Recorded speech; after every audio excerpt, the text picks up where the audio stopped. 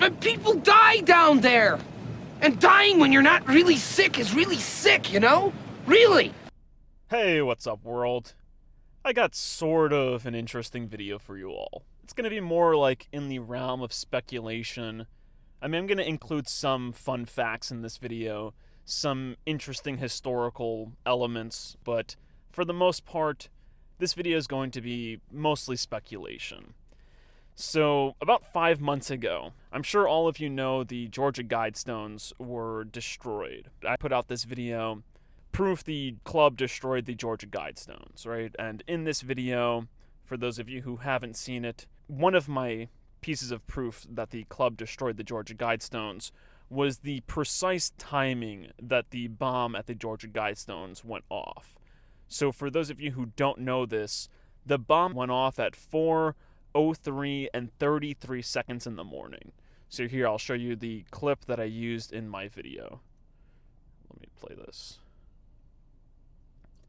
So you see the bomb went off at the exact moment of 4:03 and 33 seconds, right? Of course, the 33 is their number. And at the time, I thought that they were just covering their tracks. I thought that, hey, maybe the massive depopulation agenda is going to be kicking off sometime soon, and they wanted to cover their tracks, and this was like them covering their tracks. Now, I actually came across some interesting information after that video. This was actually just a couple of weeks ago. Actually, this was like a week ago. I was doing some reading in a book. You know, this was just kind of like some personal reading, not reading for class. And it was from my Anti-Federalist book. So it's from the Essential Federalist and Anti-Federalist paper book that I have. And it's a work by Noah Webster. So as you can see, the title of this text is A Citizen of America, Noah Webster, an examination into the leading principles of the federal Constitution.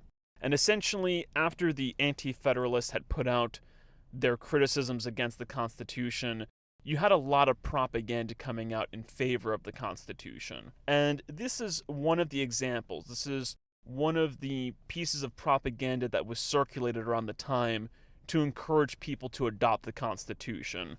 And of course, it came from a big-name person at the time, Noah Webster. So I'm going to read just like the first 3 or so paragraphs from this so that we can see the propaganda. But I also want to read this because there's something very interesting on, I believe actually it's the third paragraph, which is actually very funny. Let me see. Is it the third paragraph? I thought I had this lined up. Yeah, holy shit. It actually is the third paragraph. What are the chances of that? All right, let me minimize this, and let me just read this for you all, right? So October 17th, 1787. That's actually also really interesting, the date that this was published, because you also have the 3 sevens. 7, 7, and 7. So anyway, let's read this, right?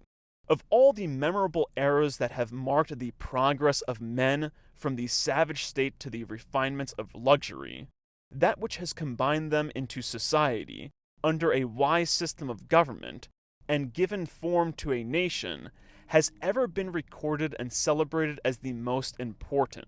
Legislators have ever been deemed the greatest benefactors of mankind, respected when living, and often deified after their death. Hence the fame of Phoe and Confucius, of Moses, Solon, and Lycurgus, of Romulus and Numa, of Alfred, Peter the Great, and Mango Capac, whose names will be celebrated through all ages, for framing and improving constitutions of government, which introduced order into society and secured the benefits of law to millions of the human race. So right off the bat, in the first paragraph of this propaganda, it's trying to put the Constitution, the federal Constitution, on like the same great level as like all of these guys. And this is like really setting up the deification of the founding fathers. Because even right here, it's already kind of putting the founding fathers, or it's putting those who were behind the creation and the drafting of the Constitution on the same level as these folks here. Okay, of course they're all club members, but I'm not going to get into that. This Western world now beholds an era important beyond conception, and which posterity will number with the age of Caesar of Muscovy, and with the promulgation of the Jewish laws at Mount Sinai. The names of those men who have digested a system of constitutions for the American Empire will be enrolled with those of Zamaluxus and Odin, and celebrated by posterity with the honors which less enlightened nations have paid the fabled demigods of antiquity. So, incredible, incredible propaganda. Okay, but now here's where the propaganda takes a very interesting turn. But the origin of the American... Oh, actually, I just have to say one other thing. I'm actually probably going to be reading a lot more of these. I'll probably read them in their entirety. It's very interesting. A lot of the anti-federalists who argued against the Constitution accused the Constitution of creating an empire. So it's very interesting when the people who defend the Constitution refer to it as an American empire. Because then at that point, it's like, they're not necessarily denying these accusations that the Constitution is going to be creating an American empire. Instead of denying it, they actually oftentimes refer to it as an empire themselves. But anyway, let's continue to read this. But the origin of the American Republic is distinguished by peculiar circumstances. Other nations have been driven together by fear and necessity. The governments have generally been the result of a single man's observations, or the offspring of particular interest. In the formation of our Constitution, the wisdom of all ages is collected. The legislators of antiquity are consulted, as well as the opinions and interest of the millions who are concerned. In short, it is an empire of reason. Now, of course, this empire of reason, when I saw this, I immediately thought about the Georgia Guidestones that say something about these Guidestones being like a guide for these commandments being a guide for the age of reason. I believe this is on, or was on, the time capsule at the Georgia Guidestones. So the Empire of Reason here and the Age of Reason in the Georgia Guidestones, the similarity is very interesting. Now, before I make the point that I want to make between those, I just have to say that this is very clever propaganda, and there's one thing that I have to say about this in particular, and it's that if you look at the arguments that the Federalists used to push the Constitution through, Noah Webster is actually completely wrong here. He says other nations have been driven together by fear and necessity. Well, the Federalists who drafted and pushed for the ratification of the Constitution, a lot of the reasons that they gave for the Constitution were reasons based on fear and necessity. They said that we needed a stronger government, a stronger federal government, to deal with these things that they felt were necessary to deal with, and to deal with these problems that they were afraid of. So Noah Webster is just a liar here, and they most definitely did not consult the wisdom of all ages. The wisdom of all ages was not collected in the drafting and ratifying of this Constitution. Actually, the only people who really brought in wisdom from prior ages were the anti-federalists, and they did that to argue against the Constitution. Anyway, after I read this, it gave me a completely different perspective on the destruction of the Georgia Guidestones. I saw the destruction of the Georgia Guidestones after reading this as a sign that the American Empire's days were numbered. You see, I believe the Georgia Guidestones were destroyed as kind of like a little signal, like, yep, that's right, we're going to be sinking this ship. As I said before, as I said at the beginning of this video, I believe that they destroyed them because they were going to start initiating this mass depopulation program that the Georgia Guidestone seems to be hinting at. So maybe it's very possible that it's a little bit of both, and that the mass depopulation agenda will also involve the destruction of the American Empire. Now, with that said, I now want to go over a very interesting article, and this article, I'd say do not take this article very seriously, or do not take everything that I'm going to say after this very seriously. This is the speculation part of the video.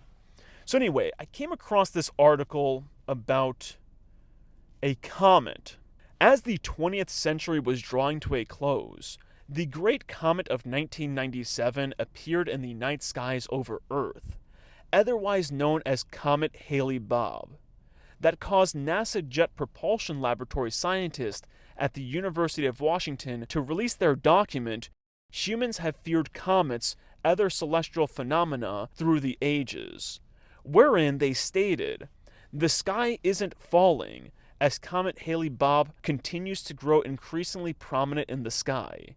Humans around the world will be peering at it with fear, awe, curiosity, superstition, and suspicion." That's nothing new. Throughout recorded history, people have looked at the heavens, and celestial phenomena such as comets, meteor showers, the northern lights, novas, and even eclipses have provoked visceral responses ranging from reverence to hysteria. Comets in particular have held an extended and generally terrifying fascination for people, according to researchers at the University of Washington. Comets have a long history, usually as omens and bearers of bad news, says Woody Sullivan, professor of astronomy.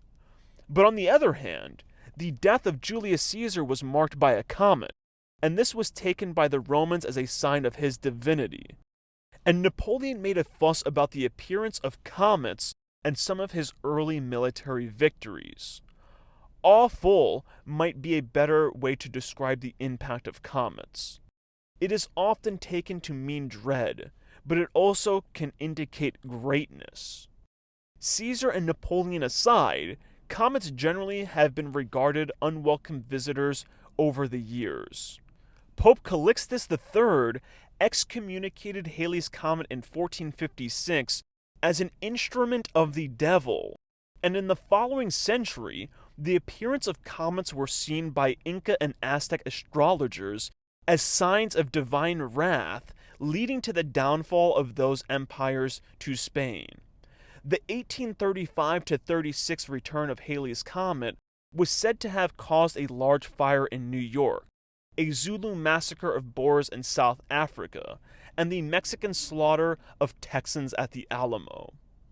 As history now records, the Great Comet of 1997 marked the death of Princess Diana of Wales, who died on 31st August 1997, whose funeral for this British royal known as the People's Princess was viewed by over 2 billion people throughout the world, and whose death was more truthfully explained in the book, The Murder of Princess Diana, The Truth Behind the Assassination of the People's Princess. Okay, so as this article goes on, it then talks about another comet. It's like, this comet in the 21st century. It appeared in the skies in 2001, and it reached a maximum brightness in 2004. And then in 2001, it also saw the United Kingdom mass slaughter over 6 million cows and sheep to stop what they claimed was an outbreak of foot and mouth disease. And then it's like, was a mass slaughter of cows and sheep reminiscent of the sacrifice demanded by the demonic gods Baal, Ashtaroth, and Moloch, all three of whom opposed the Hebrew god Yahweh. Now, this person who's writing this, I believe they're like super religious, so they have this like, Yahweh bent and this like, God bent. Okay, so what's interesting though is that after the discovery of this comet on 24th August 2001, X amount of days later, the 9/11 attacks occurred. So this is pretty interesting. So anyway, this article then calls our attention to a comet that was discovered, and I'm not even going to read this. I'm just going to go over here. This comet was discovered March 2nd, 2022. Now, how interesting is that? We have the 322 number here. Now, remember, 322 is another one of their numbers. So this comet just happened to be discovered on 322. And this article, canceled the article, darn. Oh, no, I didn't. So this article actually even says, they discovered it simply by putting like a different lens on a telescope. So it's almost like they knew it was there. All they did, we put a different lens or a different camera on the telescope. And boom, look, we found it. And we happened to find it on 322. Okay? Now, what's even more interesting is that this comet is going to be passing through, or it's going to be in the part of the sky where there is a Serpent nebula, or where there is a Serpent constellation. I'm sorry, not a Serpent nebula, but a Serpent constellation. Now, what's really interesting is that this constellation is where they claim the reptilians are from, or at least some people claim the reptilians from. At least I believe that's the case, okay? So, it's really freaking interesting.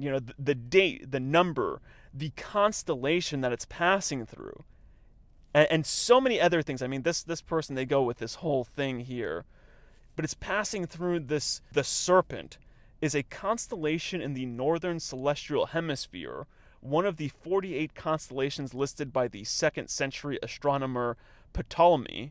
It remains one of the 88 modern constellations, that number 88 is also important, designed by the International Astronomical Union. It is unique among the modern constellations in being split into 2 non-contiguous parts. Serpent's campant, the serpent head, to the west, and Serpent's cauda, or the serpent tail, to the east. So it's really interesting. If you look at the path of this comet, it's like almost being eaten by the serpent, and it's going down the serpent's digestive tract. But anyway, this comet, it's going to be passing, it's in our solar system currently, and then it's going to be passing the sun. Let me see, I might be able to find it here. Yeah, it's going to it's going to be like passing the sun. It's going to reach its perihelion on January 12th, 2023. Which I think is some pretty interesting numbers there. And its closest approach to Earth is going to be on February 1st, 2023. Very interesting numbers. You got 1122023, or 11223. And then over here, when it's going to be closest to Earth, it's almost like counting backwards, where it's like 2123. Kind of counting backwards and forward. I mean, it's like, to me, it's like, these are great reset numbers. These are like, astronomical reset numbers. So anyway, after I saw all of this, and, this article itself is like speculating as to whether something great is going to happen or whether something terrible is going to happen. And they point to the fact that 58 million birds were killed. They were slaughtered because of a bird flu outbreak, because of an avian influenza. So this is really interesting. You got the animal sacrifices, you got the human sacrifices going on in Ukraine and all over the world. I mean, yeah, actually literally all over the world. And I mean, to me, it's just like very interesting things are going on here. I'm not sure if we're already seeing the human sacrifice for this event in the events that we've already seen, or if there's something else that's going to happen that's going to be really big. So I wanted to make this video. I want to make this prophecy. I want to say it's possible that something very big is going to happen in this timeline between now and like February 1st, or February 1st. Maybe it'll even happen a little bit after February 1st. And I'm making this prediction not because I want it to come true, but I'm hoping that maybe if I put this prediction out there, it'll prevent it from coming true. They'll be like, oh shit, harmful content is on to us. He's exposed us. He called out our plans. Let's put the brakes on those plans. At least that's what I'm hoping for.